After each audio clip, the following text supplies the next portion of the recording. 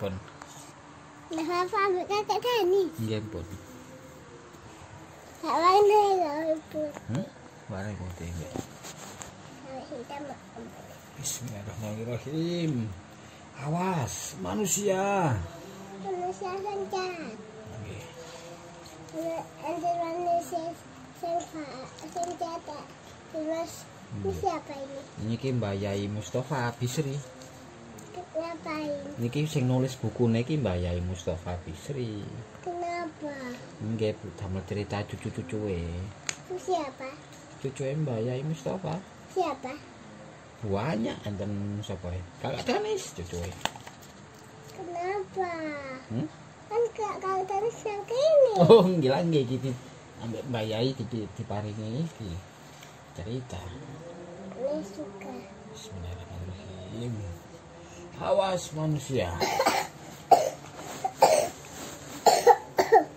Manusia yang baik siapa itu? Bisa dibaca sejak semerap ya. Di sebuah pulau terpencil hiduplah seekor bebek yang malang. Bebek itu hidup sebatang kara.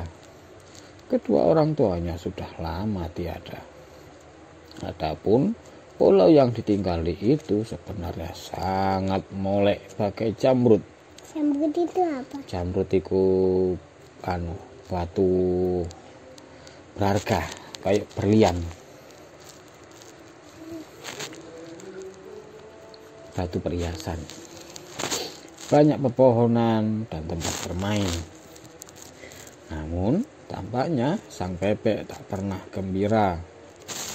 Wajahnya senantiasa murung.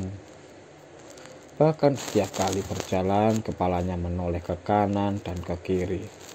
Seperti ada yang selalu mengintai dan mengejarnya. Mengejar itu apa? Mengejariku ya dikejar, ditangkap. Mengintaiku mengawasi. Melihat. Anggene misalnya kakak Danis ningali bebek ono ayam. Kakak Danis bersembunyi, mengawasi, mengintaiku melihat dari jauh. Terus ayam yang ambil bebek ngejar enggak? Enggak. Kenapa gak dikejar? Dibaca cak semerap ya.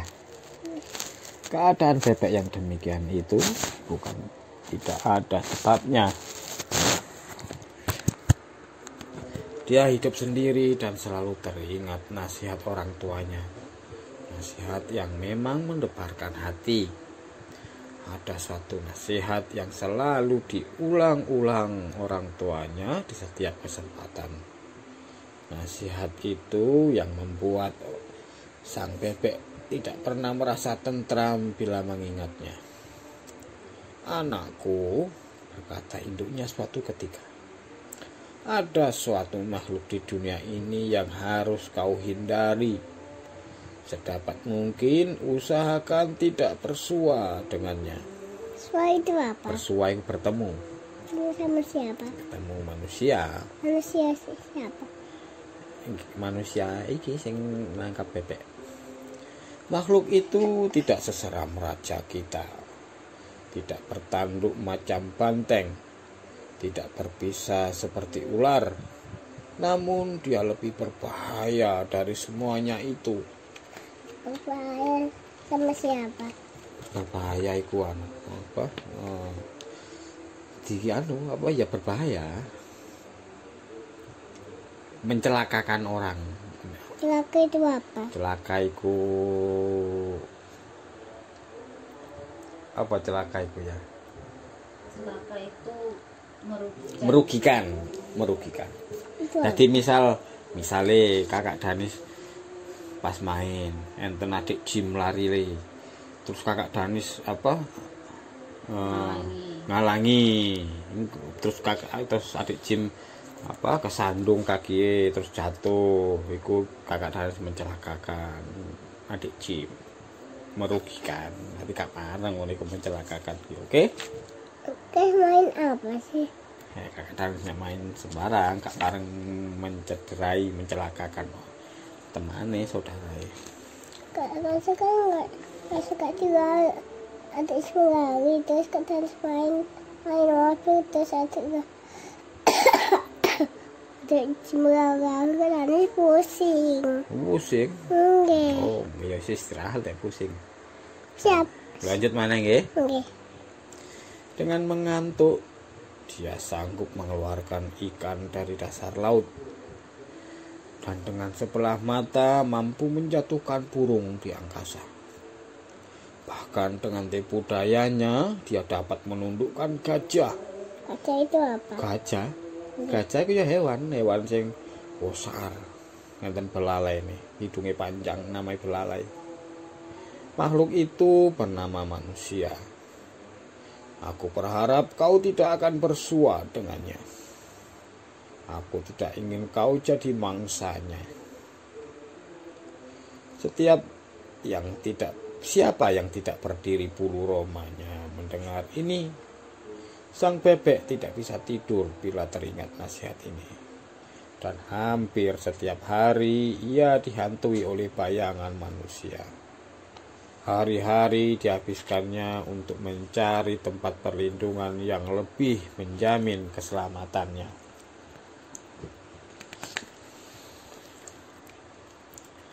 Demikianlah pada suatu hari sang bebek menjumpai sebuah gua di kaki gunung.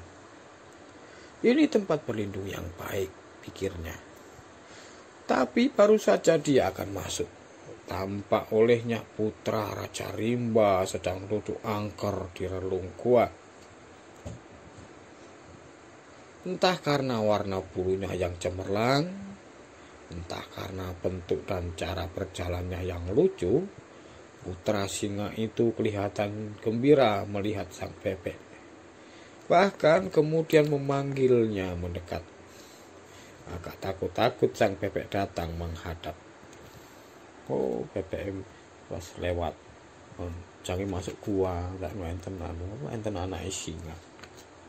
Ngapain? Anak singa duduk nang dalam gua. Ngapain sih? Siapa namamu? Tanya sang pangeran Rimba dengan lunak. Dan dari bangsa apakah engkau? Nama hamba bebek, tuanku. Hamba dari bangsa unggas, jawab sang bebek. Bebek kemudian memberanikan diri bertanya, ampun tuanku pangeran, kalau hamba boleh bertanya, mengapa Paduka bersembunyi di tempat sesunyi ini? Pangeran Rimba tertawa sebentar sebelum menjawab.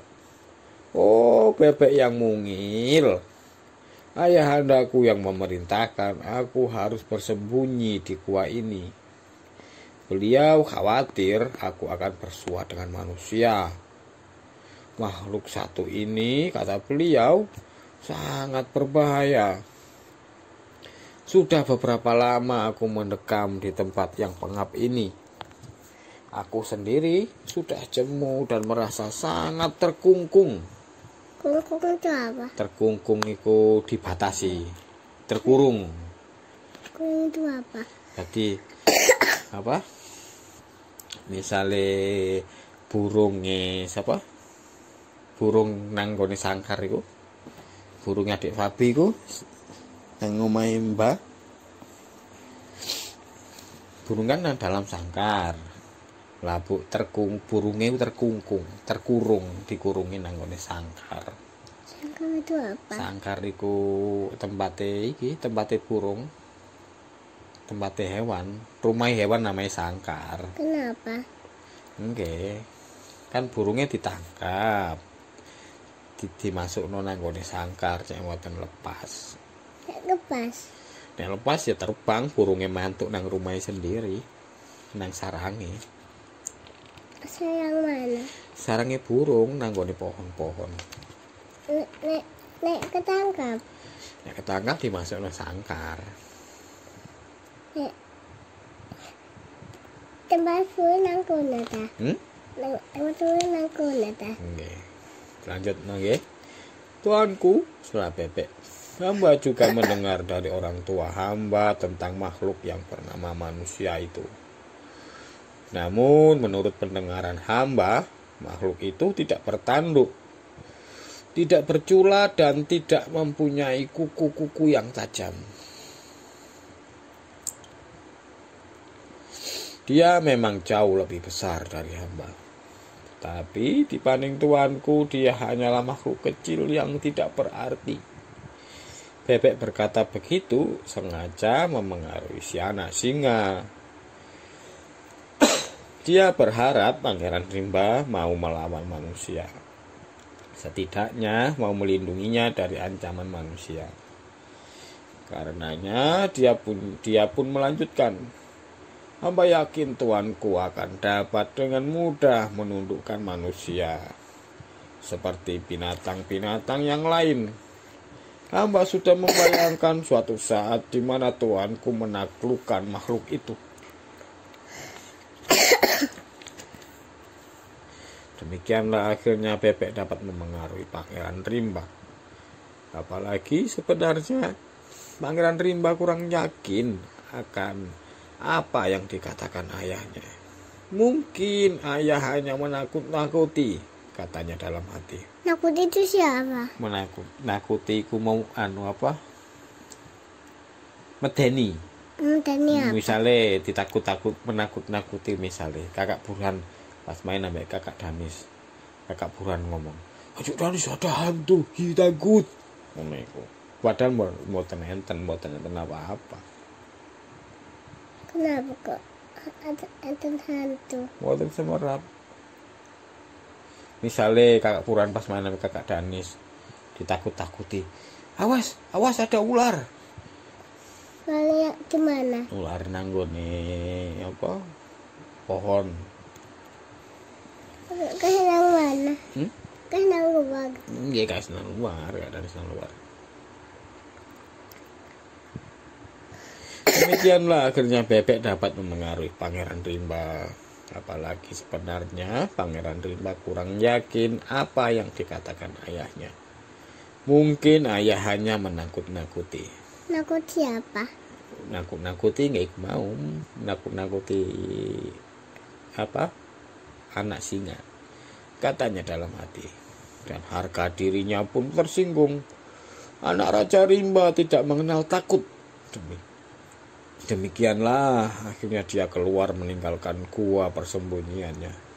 Dia pergi diiringi sang bebek dengan satu tujuan, mencari manusia. Pangeran Rimba ingin menundukkannya atau bila perlu memangsanya sekalian. Mereka berdua sedang dalam perjalanan. Tiba-tiba tampak debu mengepul dari kejauhan. Apa itu apa? Mengepul itu debu nih beterbangan. Terus kemana? Kena angin, debu nih kena angin, ketiup angin. Hati mereka berdebar, lebih-lebih sang bebek. Sang bebek kenapa? Ketakutan. Takutan apa? Enten kelihatan ono debu, kok banyak debu ketiup angin. Yang tampak kemudian ternyata seekor keledai. Keledai itu terlihat sangat gelisah dan ketakutan. Pangeran Rimba berteriak memanggilnya. Keledai pun berhenti dengan patuh. Dia datang menghadap. "Hai, kau siapa?" tanya pangeran. "Kenapa berlari-lari seperti kesurupan?" "Hamba keledai, tuanku. Hamba berlari tanpa arah menghindari kejaran manusia," jawab keledai. "Mengapa kau takut padanya?" Pangeran kembali bertanya. "Hamba takut ditangkapnya, lalu dijadikan binatang beban." Beban itu apa? Beban itu barang, berarti pembawa barang. Berarti keledai ini gak mau dijadikan hewan sing membawa barang, ngangkut barang, narik gerobak.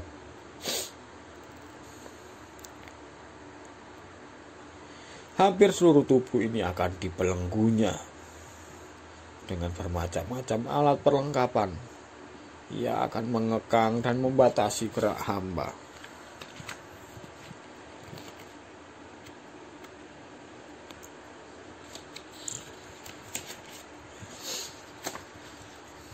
Di punggung hamba akan ditindihkan beban yang sangat berat.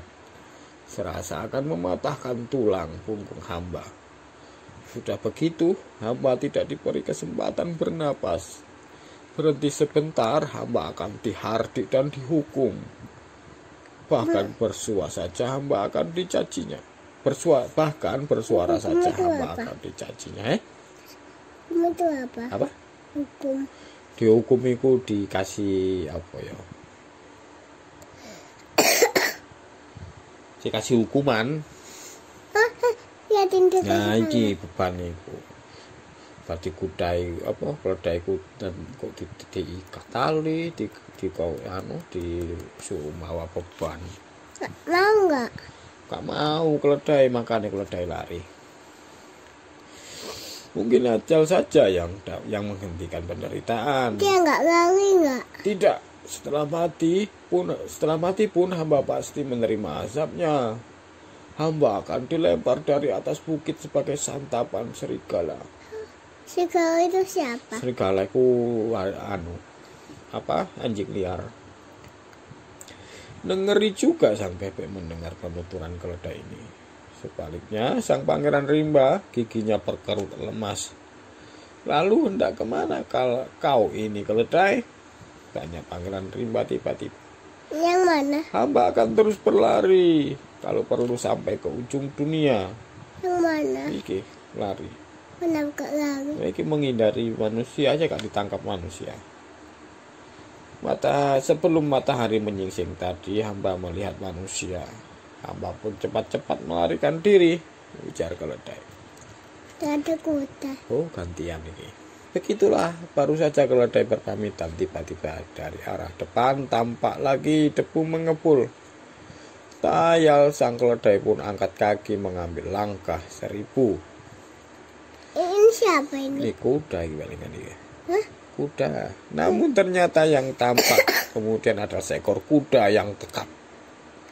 Hampir saja sang pangeran rimba melompat menerkam dia yang baru datang.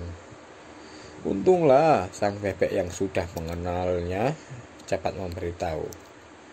Hai binatang gagah, kata sang pangeran begitu sang kuda berhenti di depannya. Siapakah engkau? Mengapa napasmu memburu? Larimu seperti dikejar hantu. Hai. Hamba kuda pangeran, jawab kuda dengan hormat. Hamba lari dari kejaran manusia. Sang pangeran menggeleng-gelengkan kepala. Katanya, kau seperkasa ini berlari juga dari manusia. Sungguh memalukan. Menurut pendengaranku, manusia itu makhluk paling lemah. Kau sepak sekali mungkin mampus. Mampus itu apa? Mampus itu mati, meninggal. Hehehe, sang kuda tertawa masam. Bagaimana hamba mampu menyepaknya? Siapa ketawain? Kuda. Rupanya keberanianmu tidak sebesar tubuhmu. Diapain sih dia? Oh, sama kayak keledai kuda itu nek ditangkap jadi pembawa beban, ditumpai. Siapa kenapa ditumpak? Nggih, didadekno tunggangan sampai manusia. Dia nggak suka. Dia nggak suka. Kenapa digigit? Mboten dikai tali, mboten digigit. Dikai tali cek mboten lepas. Kau tahu, aku yang tidak sebesar kau ini sudah bertekad mencari manusia. Aku ingin tahu apa yang dapat diperbuatnya. Ini ada apa ini? Kau boleh menyaksikan bagaimana aku akan mengoyak-oyak tubuhnya. Bona ya bubuk ya. Selesai. Apa ini? Ini kuda itu. Ini kok. Lha iki diduduk iki rambutnya kuda. Bukan ini kok. Tangannya dipegang tali. Kenapa? Enggak, mudah cek motor lepas. Bona kok cekak istirahat cekak sahur. Apa cekak telat sahurnya? Siapa ini? Besok aja dibaca. Siapa ini? Oh, ini Pak Tua ini manusia. Kenapa? Jangan nangkap hewan. Hewan siapa? Hewan mau kuda, keledai, singa. Oh, ditangkap ceklek ya. Pun selesai. Dia nggak nangkap singa kan? Enggak ditangkap singa makanya masuk. Oh, singa masuk ini. Itu mata. kelihatan ketutupan tangan. Buat citakan lampunya. Kenapa? Kok ditutup tangannya? Oke, nutup perangkapnya.